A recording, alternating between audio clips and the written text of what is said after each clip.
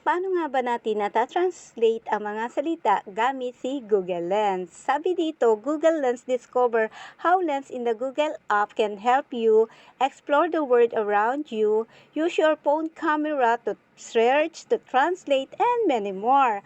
Hi guys! Welcome back to my channel. Sana po suportahan nyo ako sa aking channel. Paki-like, subscribe, and click the bell button para lagi ka pong update at tuwing may bago akong video.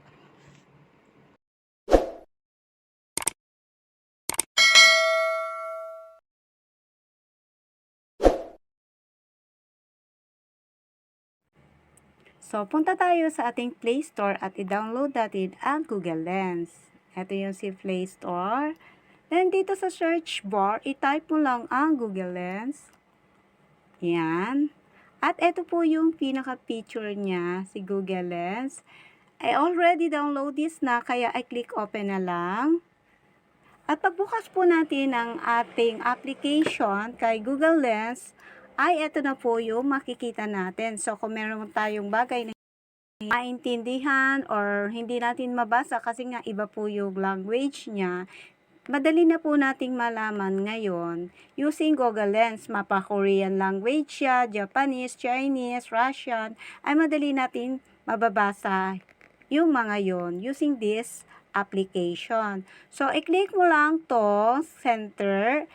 Then, i-focus mo lang po siya. Sa akin, isusum ko lang siya para makita nyo. Yan, this is a Chinese language. So, i-click ko lang to.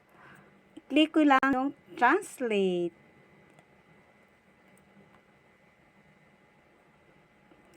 So, pagka-click ko ng translate, ay naging na yung language dito, napalitan na. So, kung gusto nyo po na tinatamad ka na lang magbasa o gusto mo yung nakalagay dito na word, pwede mo siyang i-click yung listen. Products can be calculated in numbers. Ingredients: water, salt, sugar, lemon pulp essence, contains soybeans, sesame oil, modified starch, thickener, 541 raw food supplement equipped with water treatment, containing wheat, O, diba, barley, bongga? fish. So, meron ako ditong isang picture. Naka-English siya. So, kung papalitan natin ito ng language, click mo lang tong change language. Then, dito, pwede ka na pong pumili dito ng language na gusto mo po.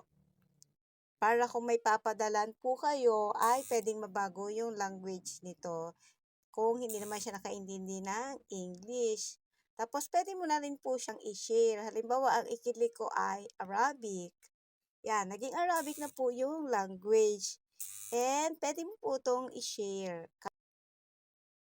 At kapag kinilik mo po itong share, pwede mo na siyang ma-share sa ating Messenger, Facebook, Instagram, or email.